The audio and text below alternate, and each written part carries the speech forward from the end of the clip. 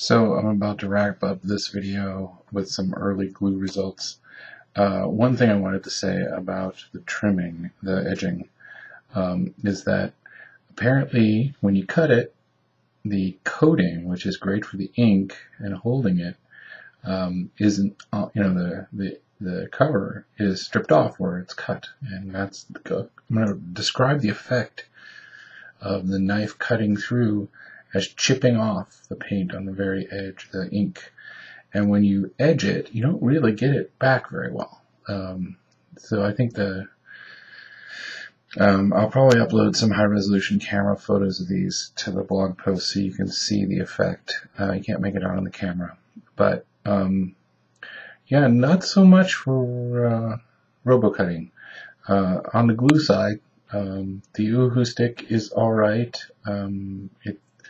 One of the interesting things is that the paper doesn't get wet in the same way.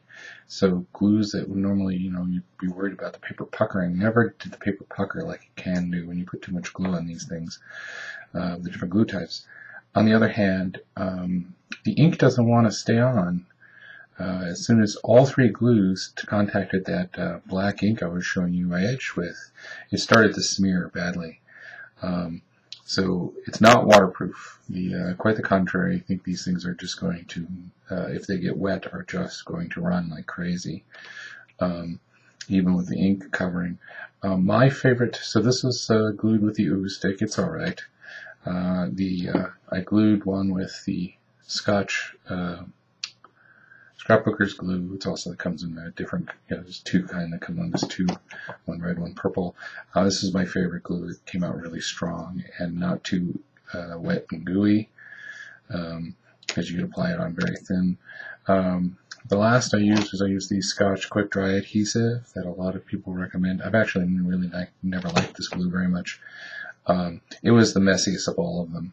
Most of this black goo on my fingers came as a result of applying that glue to this guy.